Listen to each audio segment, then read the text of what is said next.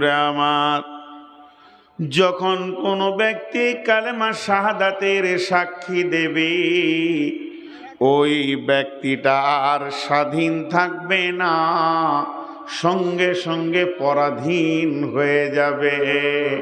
মুসলমান এত দুর্বল জাতি পৃথিবীতে আর কেউ নাই।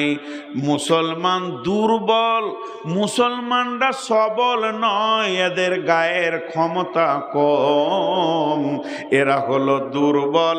এরই জন্যে মুসলমানের মূল্য বেশি, দাম বেশি। শুধু দুর্বল হওয়ার কারণে মুসলমানের দাম বেশি। বলে কেন কেন এরা দুর্বল? দেখেন এতগুলি মুসলমান আছেন, পশ্চিমবঙ্গের কথা বলছি, বিদেশের কথা বলছি না। কত মুসলমান দোকান করেছে, আর তার দোকানে আপনি যাবেন, মাল কিনবেন, কাগজে মালটা দিয়ে মুড়িয়ে দেবে, আপনাকে ধরিয়ে দেবে, মাল নিয়ে নেবেন, চলে যাবেন। কাগজ ব্যবহার করে, পেপার ব্যবহার করে। চায়ের দোকানে যান, বিস্কুট একটা চাবেন, কাগজে চাপিয়ে দিয়ে আপনাকে ধরিয়ে দেবে। কিন্তু কোনো মুসলমানকে দেখেছেন কি কোরআনের একটা পাতাকে, বইকে বই মনে করে ছিঁড়ে ছিঁড়ে আপনাকে রুটি দিচ্ছে, বিস্কুট দিচ্ছে, পাউরুটি দিচ্ছে, বা মুড়ি মশলা মাখিয়ে দিচ্ছে? মুসলমান যেদিন কালেমা পড়েছে, আল্লাহ এবং রসুলের কাছে এত দুর্বল হয়ে গেছে, এদের দ্বারা এই ক্ষমতাটা হবে না। হবে? কেউ পারবে? পারবে না। এরই ভিতরে একটা মাস্তান বসে আছে। বাহ বাহ, তোর নামটা, তোর বাপের নামটা দিয়ে যা বাপ, ফেসবুকে কালকে দেবো। পালাইছিস কেন রে বাপ? তুই যে একটা ভালো মানুষ, লজ্জাও নাই, শরমও নাই। তো মুসলমান দুর্বল কেন? মুসলিম, মুসলিম শব্দের অর্থকে প্রকাশ করতে গিয়ে আল্লাহ রসুল একটা উদাহরণ দিয়েছেন। এই উদাহরণটা কার? উদাহরণটা দিয়েছেন রাসূলুল্লাহ সাল্লাল্লাহু আলাইহি ওয়াসাল্লাম। আল্লাহর নবী বলছেন, একটা উটকে নিয়ে এসো, ওই উটের মুখে লাগাম দিয়ে দাও, উটের নাকে এখানে ফুটো করে একটা দড়িকে ভরে দাও। এটাকে বলে লাগাম, এটাকে বলে নাকিল। এই দড়িগুলোকে এক জায়গায় করে একটা মানুষের হাতে ধরিয়ে দাও। মানুষটা হলো কত ওজন? 60 কেজি 70 কেজি। উটটা হলো 7 কুইন্টলের উট। কিন্তু যখনই ওই দড়িটা মানুষটার হাতে ধরিয়ে দেবেন, উটের একটা বিবেক আছে, বিবেচনা আছে, উটের একটা মগজ আছে, আর ওই মানুষটার একটা মগজ আছে, বিবেচনা আছে, বুদ্ধি আছে। উট সঙ্গে সঙ্গে বুঝে নিল আমার আর মূল্য নাই, আমার মগজের কোনো মূল্য নাই। যার হাতে আমার লাগাম, ও যদি সামনে ডাকে সামনে যাব, পেছনে ডাকলে পেছনে আসব, ডানে টানলে ডানে যাব, বামে টানলে বামে যাব। যখন মুসলমানরা কালেমা পড়ে নেয়, তখন মুসলমানের মূল্য শেষ হয়ে যায়, এ আল্লাহর গোলাম হয়ে যায়, রসুলের উম্মত হয়ে যায়। মা আতাকুমুর রাসূল ফাখুযুহু ওয়া মা নাহাকুম আনহু ফান্তাহু। আল্লাহ তাবারাক ওয়া তাআলা যা বলছেন, নবীজি যা বলছেন, সেটা তুমি ধরো। আর নবীজি আর আল্লাহ যেটা মানা করছেন, এর বাইরে তোমার পা রাখা যাবে না। মুসলমান কোনোদিন স্বাধীন নয়। মুসলমান স্বাধীন? খালি দামটা দেখেন, তারপর আমি আয়াতের দিকে যাব। আর 2 মিনিট থাকবো এই ভূমিকাতে, উপস্থাপনার ভিতরে। মুসলমান কত পরাধীন। এবার মুসলমান দুর্বল কেন? কোরআনের সূরা কয়টা আছে? 114। বিসমিল্লাহ কয়টা আছে? 114টাই আছে। সূরা তওবাতে বিসমিল্লাহ নাই, তাহলে কয়টা হলো? 113। সূরা নামালে 2টো বিসমিল্লাহ আছে, তাহলে ঘুরিয়ে 114 হলো। এতগুলো আলিম চলে গেল, মৌলানা চলে গেল, মুফতি চলে গেল, মুহাদ্দিস চলে গেল, কেউ একটা বিসমিল্লাহ সূরা তওবাতে লিখে দিতে পারেনি। আজও পর্যন্ত কেউ পারবে না। আল্লাহ দেয়নি, কেউ পারেনি। আল্লাহ দেয়নি, কেউ পারেনি আর পারবে না। কেন? এরা হলো দুর্বল। এতগুলি লোক বসে আছেন, কার ক্ষমতা আছে একটা জেরকে কেটে দিই? পারবে? জোরে বলেন, পারবে? তাহলে মুসলমান দুর্বল না সবল? জোরে বলেন, দুর্বল। আর অন্য জাতিরা সবল। কেন বলেন তো? ওরা নিজেদের আল্লাহকে নিজের হাতে বানায়। তাহলে কত ক্ষমতা! নিজের আল্লাহকে নিজে বানায়। টাকা কম হলে 1.5 ফুট, টাকা বেশি হলে 22 ফুট। আবার এলান করে অমুক জায়গায় কালি হয়েছে 28 ফুটের দেখবি, তাই মানে টাকা বেড়ে গেছে। তাহলে নিজের আল্লাহকে যারা নিজে বানায় তাদের ক্ষমতা বেশি না কম? তারপরে সারা রাত মদ খেয়ে আল্লাহর কাছে নাচানাচি করে। কোনো একটা মুসলমানের বাচ্চা মদ খেয়ে মসজিদের দরজায় ঢুকতে পারবে না।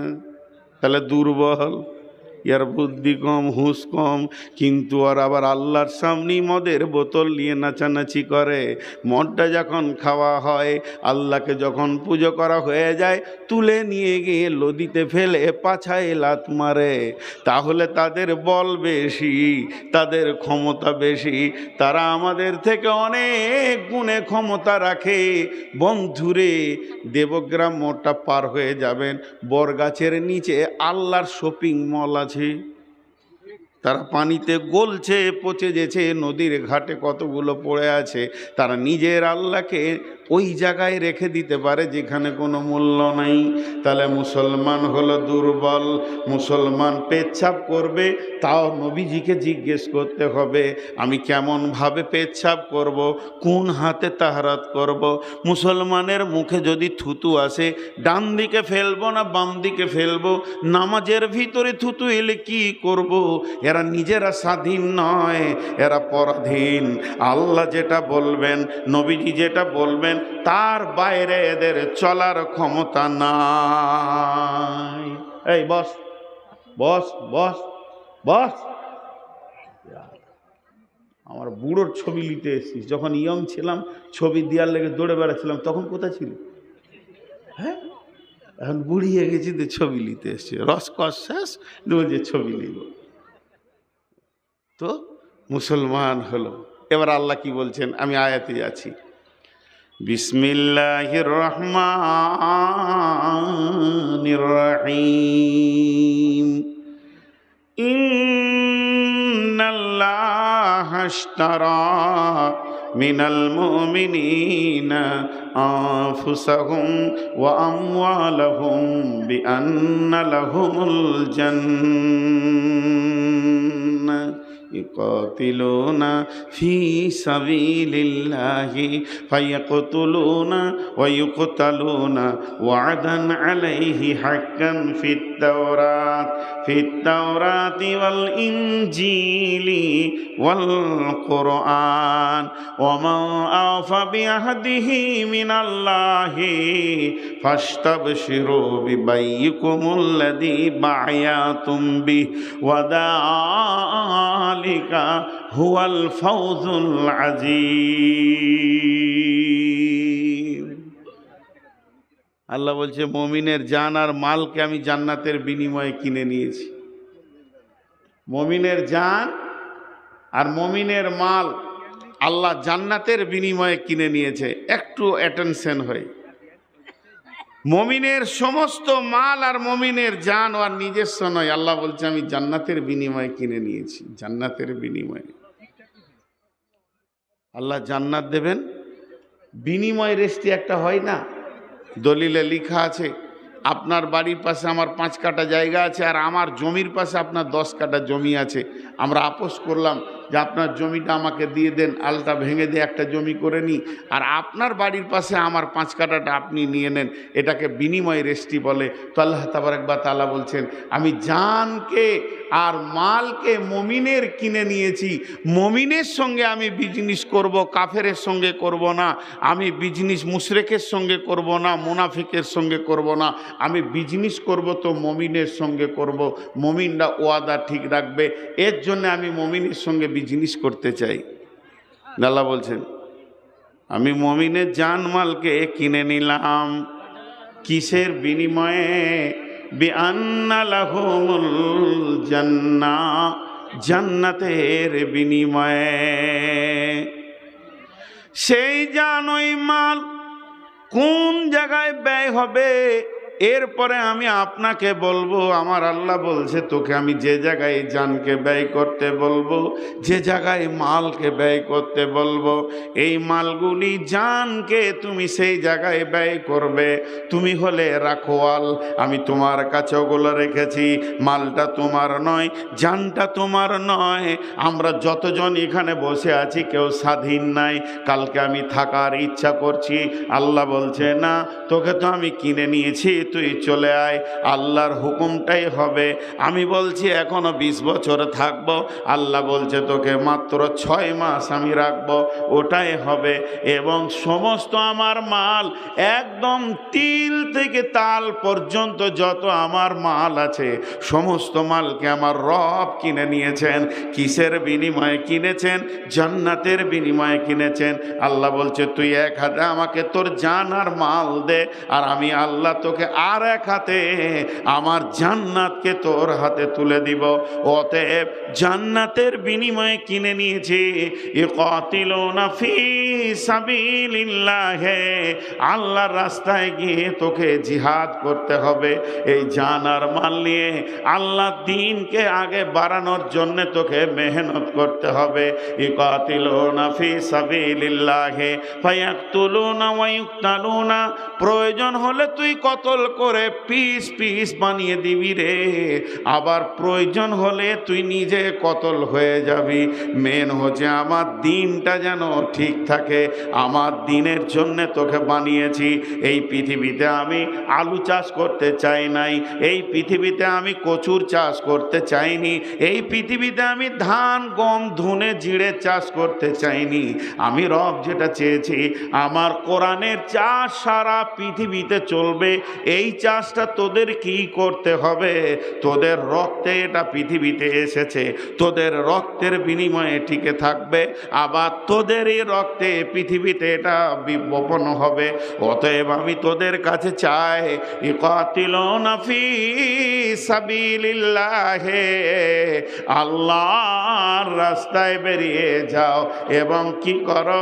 মানুষকে তুমি কতল করে দাও, কেটে দাও, পিস করে দাও। আর কি করো? ফায়াকতুলুনা ওয়া ইউকতালুনা, প্রয়োজন যদি হয় তোমাকে কতল হতে হবে, তাতেও তুমি রেডি হয়ে যাও। বিশ্বনবী এশার নামাজ পড়ে বললেন, বসে যাও। সাহাবীরা বসে গেলেন, আল্লাহর নবী বয়ান দিলেন। বয়ান দেওয়ার পর বলছে, যায়েদ কোথায় আছো? এ যায়েদ, তুমি কোথায় রয়েছো? যায়েদ বললেন, লাব্বাইক সাদাক রাসূলুল্লাহ, আমি রেডি হয়ে আছি। এরপর আল্লাহর নবী বললেন, যায়েদের পর জাফর ইবনে আবি তালেব, তুমি কোথায় আছো? আবু তালেব বললেন, লাব্বাইক রাসূলুল্লাহ, আমিও হাজির আছি। এরপরে নবীজি বললেন, যায়েদের পর আবি তালেব, যায়েদের পর জাফর ইবনে আবি তালেব। এরপরে নবীজি বলছেন, আব্দুল্লাহ ইবনে রাওয়াহা, তুমি কোথায় আছো? আব্দুল্লাহ ইবনে রাওয়াহা মজলিসে দাঁড়িয়ে বললেন, ইয়া রাসূলুল্লাহ, আমিও রেডি আছি। বিশ্বনবী বললেন, নিজের নিজের আত্মীয়র সঙ্গে মোলাকাত করে নাও, আগামী কাল সকালে উঠে তোমরা তবুকের অভিযানে বেরিয়ে যাবে। সেখানে বেঈমানরা কোরআনকে পৃথিবী থেকে তোলার জন্য রেডি হয়ে গেছে। আর তোমাদের বসে থাকা চলবে না, উঠো, তোমরা জাগো, মুসলিম জাগো, চলো ওই জায়গায় তোমাদের আমাদেরকে পৌঁছাতে হবে। হযরতে যায়েদকে বললেন, যায়েদ আমি তোমাকে প্রধান সেনাপতি করে পাঠালাম, তোমার পরে জাফর ইবনে আবি তালেব মুতার যুদ্ধে তবুকের যুদ্ধে দ্বিতীয় সেনাপতি হবে। তখন যায়েদ বুঝে নিল এই পৃথিবীতে আমি আর থাকবো না, আমি আর শ্বাস নিতে পারবো না, আমার রুজি শেষ হয়ে গেছে, পৃথিবী থেকে আমাকে আল্লাহর জন্যে পেয়ারা হয়ে চলে যেতে হবে, কোরআনের জন্য দুনিয়া ছেড়ে দিতে হবে। বিশ্বনবী বললেন দ্বিতীয় সেনাপতি করলাম জাফর ইবনে আবি তালেব। জাফর ইবনে আবি তালেবের পর 3 নম্বর সেনাপতি করলাম আব্দুল্লাহ ইবনে রাওয়াহাকে। যখন এই কথা বলা জাফর ইবনে আবি তালেব বুঝে নিলেন আমার জীবনের শেষ ঘন্টা বেজে গেছে, আর আমি পৃথিবীর শান্তি নিব না, আর আমি পৃথিবীতে থাকব না, আমার যাওয়ার পালা পড়ে গেছে। এরপরে বিশ্বনবী বললেন জাফর ইবনে আবি তালেব হবে তৃতীয় সেনাপতি। যুদ্ধের ময়দানে তোমরা চতুর্থ সেনাপতিটা তৈরি করে লিও। আমি তোমাদেরকে বলে দিলাম, আমি 3খানা বানিয়ে দিলাম। তখন জাফর ইবনে আবি তালেব বুঝে নিলেন আমার জীবন শেষ হতে চলেছে, আর আমি পৃথিবীর বুকে থাকবো না, আমি চলে যাব। তারা তো পেছন টানেনি। আল্লাহ তাবারাক ওয়া তাআলা বলছেন ইউকাতিলুনা ফি সাবিলিল্লাহি ফায়াকতুলুনা ওয়া ইকতালুনা। প্রয়োজন হলে তুমি গর্দন দিয়ে দাও, আবার প্রয়োজন হলে তুমি গর্দন নিয়ে নাও।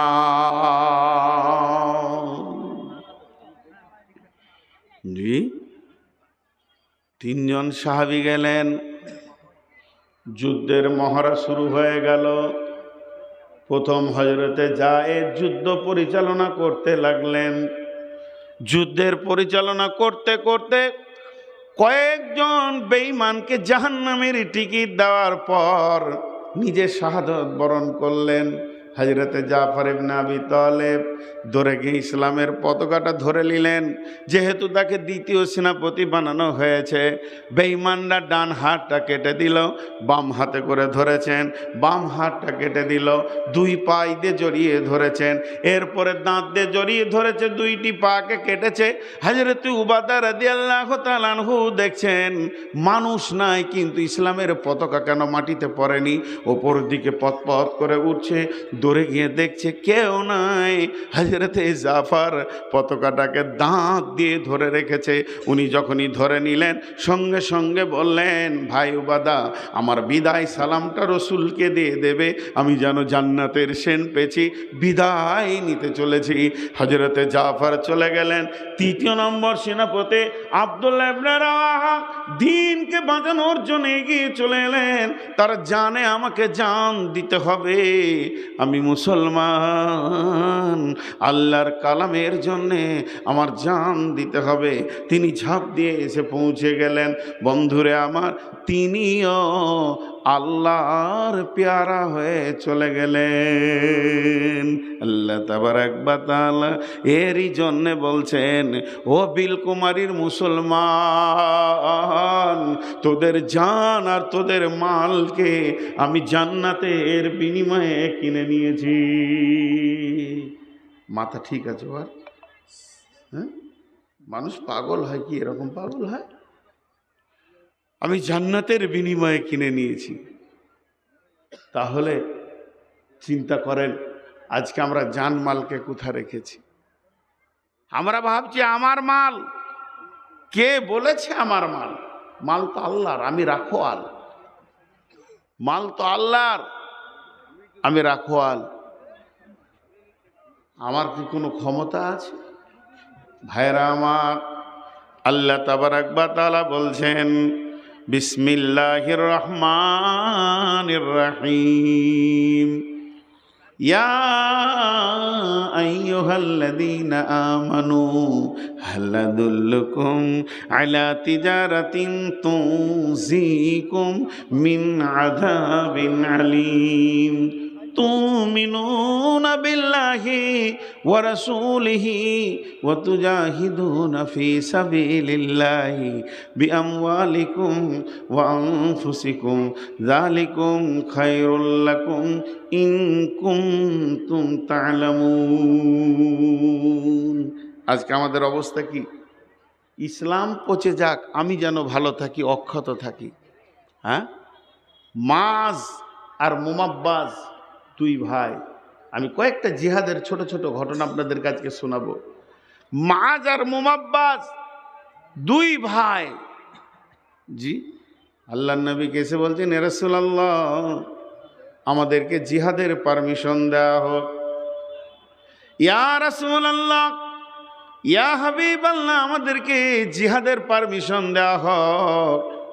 বিশ্বনবী মসজিদে নববীতে একটা দাগ টেনে দিয়ে বললেন, যদি তোমরা এই দাগের বারাবার হও তবেই তোমাদেরকে নেওয়া যাবে। হযরতে মাস গিয়ে দেওয়ালে দাঁড়িয়ে গেলেন। এবার ও করেছে কি, দাগ থেকে নিচে হয়ে গেছে, কিন্তু গোড়ালিটাকে তুলে মাথাটাকে জোর করে তুলছে বুড়ো আঙুলের ওপরে ভর দিয়ে। আল্লাহ নবী নিজের দিকে তাকিয়ে হাসছেন, বলছে বলো এখন। উনি বলছেন, ইয়া রাসূলুল্লাহ, দাগের বারাবার হয়েছে কিনা? নবীজি বলেন, তুমি তো গোড়ালি তুলেছো, আচ্ছা ঠিক আছে, চলো, তোমার দিল বড় মজবুত আছে, কবুল। মুমাব্বাদ বলছে, রাসূলুল্লাহ, ইয়া রাসূলুল্লাহ, মাছকে নিলেন, আমাকে যদি না নেন আমি তো একা পড়ে যাব, ও জান্নাতে চলে যাবে, এটা কেমন করে হয়? বিশ্বনবীকে তখন বলছেন, মুমাব্বাদ, আপনি মাছকে নিলেন কেন? তখন বলে, আচ্ছা ঠিক আছে, তুমি আর একটু বড় হও, তোমাকে এর পরে তোমাকে একটা সুযোগ দেওয়া হবে।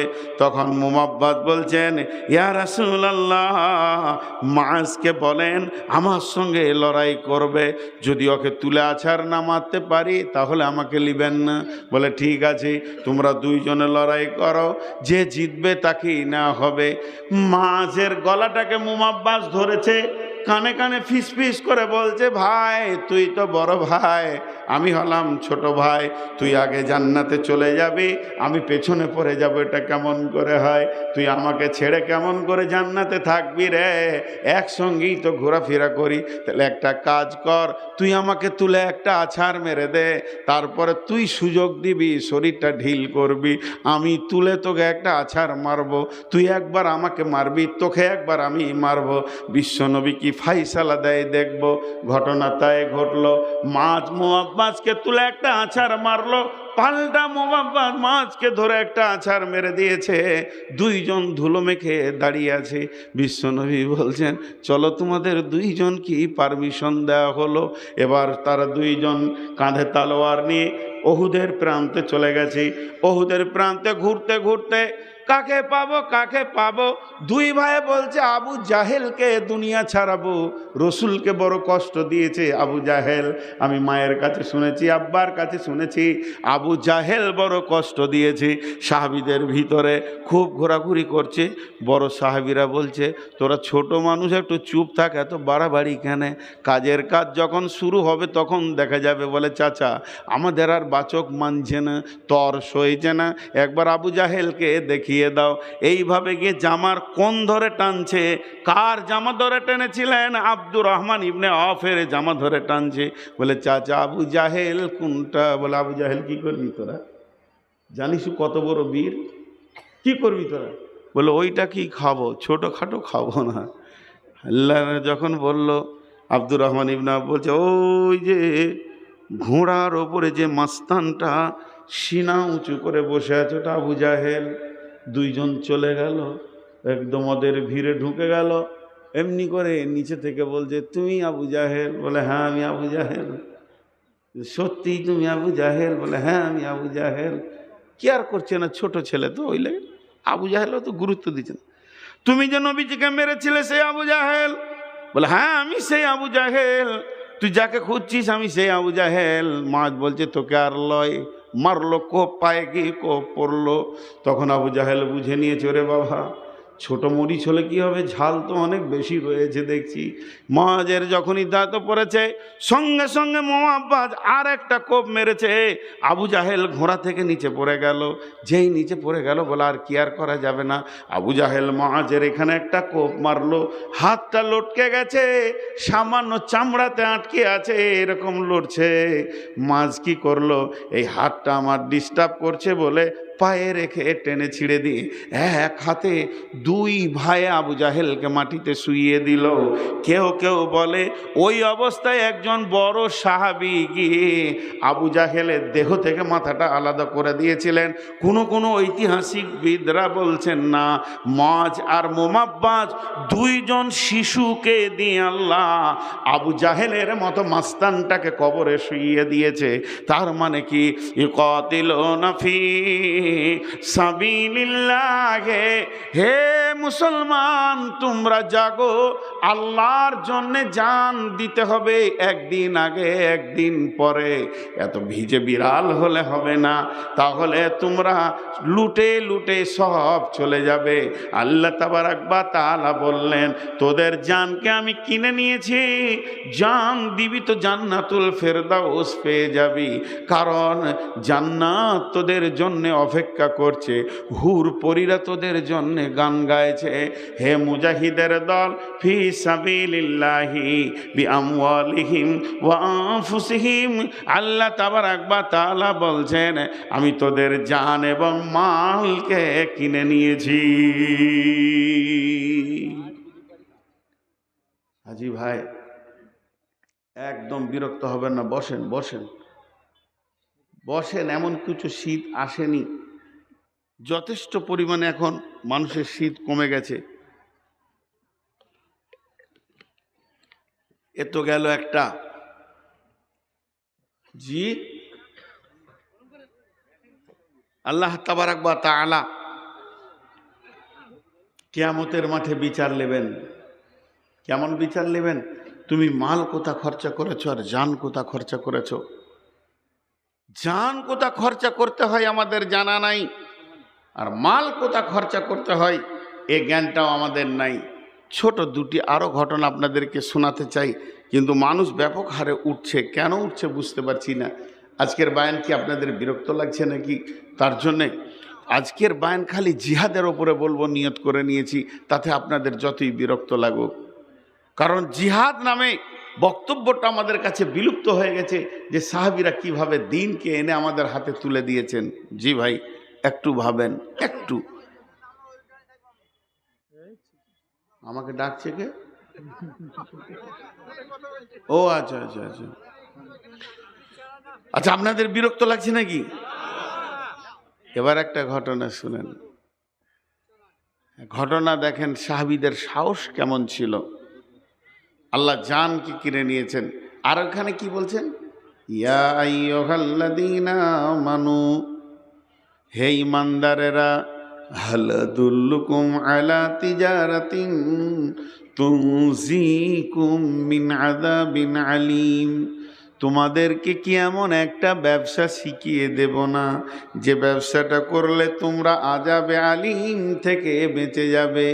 তুমিনুনা বিল্লাহি ওয়া রাসূলিহি ওয়া তুজাহিদুনা ফি সাবিলিল্লাহি বিআমওয়ালিকুম ওয়া আনফুসিকুম যালিকুম খায়রুল লাকুম ইন কুনতুম তা'লামুন। তোমরা আল্লাহর রাস্তায় বেরিয়ে যাও, নিজের জান আর নিজের মালকে নিয়ে ঝাঁপ দিয়ে পড়ে যাও। জান যাবে তো শহীদ, বেঁচে থাকবে তো গাজী। তুমি এত দামি হয়ে যাবে আল্লাহর কাছে, আর এই জান মাল দিয়ে দিনকে বাঁচানোর নামই হলো তুমি একজন প্রকৃত মুমিন। আমার সঙ্গে যে ওয়াদা করেছ, বিবাইয়িকুমুল্লাযী বায়াতুম বি ওয়া যালিকা হুয়াল ফাওজুল আযীম। আল্লাহ তাবারাক ওয়া তাআলা বলেন, কে এমন আছো আমার সঙ্গে ব্যবসায় বসবে বলো, আমি তোমার সঙ্গে ব্যবসা করতে রাজি আছি। ওয়াদান আলাইহি হাক্কান ফিত তাওরাতি ওয়াল ইনজিলি ওয়াল কোরআন। আমার আল্লাহ বলছেন, এই একই ওয়াদা, তোর জান নিব মাল নিব, আমি জান্নাত দিব। এই জানমাল আর জান্নাতের ওয়াদাটা আমি কোরআনে করেছি, তৌরাতে করেছি, ইনজিলে করেছি, সব জায়গায় আমি করেছি। অতএব শুনে লাও, তোমরা জানমাল নিয়ে রেডি হয়ে যাও। আমি আল্লাহ যখন তোমাকে ডাকবো তখনই তোমাকে কাজে লাগতে হবে। ছোট্ট একটা উদাহরণ দিই আপনাদের সামনে। আমি একটা খাসি কিনেছি, আপনাদের এই বিলকুমারিতে। উদাহরণটা মন দিয়ে শুনবেন। মনে অনেক আশা আছে যে খাসিটাকে সামনে কোরবানিতে আল্লাহর রাস্তায় জবাই করব, ওটাকে কোরবানি দিব। দিয়ে যার কাছে খাসিটা কিনেছি সে আমার কাছে 20,000 টাকা দাম নিয়েছে, তার সাথে দাম দর কমপ্লিট 20,000 টাকা দিয়ে দিলাম। খাসিটা তার ঘরে আমি রেখেছি, বললাম ভাই আপনি জমায় রাখবেন, আমি 300 করে টাকা আপনাকে দিয়ে দিব, পার ডে 10 টাকা করে দিব আমার খাসিটা রাখার জন্যে, আর আমার যখন দরকার হবে তখন নিয়ে যাব। জি ভাই, খাসি আপনার, পুষেছেন আপনি, খাইয়েছেন আপনি, বড় করেছেন আপনি, অনেক দাম হয়েছে আপনার কাছে, আমি যখন টাকা মিটিয়ে দিলাম খাসি আর আপনার নয় আমার, কিন্তু আমি রেখেছি ভাড়া আপনার ঘরে, আমার যখন দরকার হবে আমি ঠিক টেনে নিব, ডেকে নিব, নিয়ে নিব। এর নাম হলো আমার মাল। এরপরে আমি নিয়ত করেছিলাম কি কোরবানিতে দিব, কিন্তু আজকে রাত্রিতে আমি বাড়ি গিয়ে দেখছি বাড়িতে খবর আলাদা, কালকে আমার বাড়িতে লোক আসবে 3 দিন পর। কালকে আমি শুনলাম 3 দিন পর আমার মেয়েকে আমার ছেলেকে দেখতে আসবে। তো আমি খুশি হয়ে গেলাম, যা খাসিটা কাজে লাগিয়ে দিই এখন। তা আমার নিয়ত ছিল কোরবানি করে দিলাম, মেয়েকে দেখতে এসছে সেই দিনে জবাই করে দিলাম, কিংবা ছেলের বিয়েতে জবাই করে দিলাম। যখন আমার দরকার থাকবে মাল আমার রেডি আছে, আমার মন গেলে আমি নিয়ে চলে যাব, আপনার আটকাবার নাই। তো আল্লাহ তাবারক ওয়া তাআলা বলছে তোরা আমার ওই কিনা খাসির মতো পৃথিবীতে আছিস, যখন যাকে আমার প্রয়োজন হবে আমি টেনে নিব, টেনে নিব, টেনে নিব, জবাই করে নিব। তোকে দিয়ে প্রয়োজন হলে কাউকে জবাই করে নিব, কিংবা তোকে জবাই করে নিব কাউকে দিয়ে, এটা আমার ব্যাপার। কোরআন তোকে জবাই করে যদি লাভ হয়, তাহলে কোরআন যদি ওপর দিকে উঠে তো তোকে জবাই করব, আর তুই যদি কাউকে কাটিস তাহলে আমিও কোরআনের বদলার জন্য তোকে কাটিয়ে নিব। আমি তো রক্ত যোগে ভাবি না, আমি ভাবি আমার দিন ইসলাম পৃথিবীতে প্রচার হোক, এটা আমার চিন্তা। এবার ঘটনা কি, হযরতে আমর বিন জমু, হযরতে হানজালা, এগুলো হলো এক একটা শহীদের নাম। হযরতে আমির হামজা শহীদের সর্দার হবে কিয়ামতের মাঠে। যত শহীদ আজ পর্যন্ত হয়েছে তাদের সর্দার হবে হযরতে আমির হামজা রাদিয়াল্লাহু তাআলা আনহু। তিনাকে টুকরো টুকরো করে কাটা হয়েছিল। আল্লাহ বলছে তোকে ভাবতে হবে, তোকে ভাবতে হবে আল্লাহ এখন কি চাইছে। একটা কথা বলি আপনাদেরকে, এখানে যারা 4 চাকা 2 চাকা চালাতে পারেন, ড্রাইভার আছে না নাই এখানে? আপনারা যারা ড্রাইভার আছেন একবার মুখ খুলেন। ড্রাইভার কতগুলো আছেন? মোটর সাইকেল হোক আর 4 চাকা হোক, আছে না নাই? আচ্ছা, তো গাড়ির সঙ্গে ড্রাইভার কথা বলে কি বলে না? গাড়ির সঙ্গে ড্রাইভার কথা বলে কি বলে না? প্রতি মুহূর্তে কথা বলে, প্রতি মুহূর্তে কথা বলে। রোড দেখবে গাড়ি চলছে, গাড়ি বলবে আমাকে এখন 3 নম্বর গিয়ার দাও, এখন 2 নম্বর গিয়ার দাও, এখন 1 নম্বর দাও, এখন রোড খালি আছে টপে দাও। গাড়ির সঙ্গে ড্রাইভার একটা অ্যাডজাস্ট করে থাকে, এই জন্য গাড়ি আগে দৌড়তে থাকে। কারণ ওই রকম যদি ওর জ্ঞান না থাকে ও ড্রাইভার হতে পারবে? ওকে যদি পেছন থেকে বলা হয় 3 নম্বর দে রে, তবেই দিবে, তো ড্রাইভারই লাগে। কারণ গাড়ি দ্রুত গতিতে দৌড়বে, তার ভিতরেই ও গাড়ির সঙ্গে কথা বলবে, গাড়িকে দেখে বুঝে নিবে, গাড়ির শব্দতে বুঝে নেবে, রাস্তা দেখে বুঝে নিবে যে আমার কাছে এখন কোন গিয়ারটা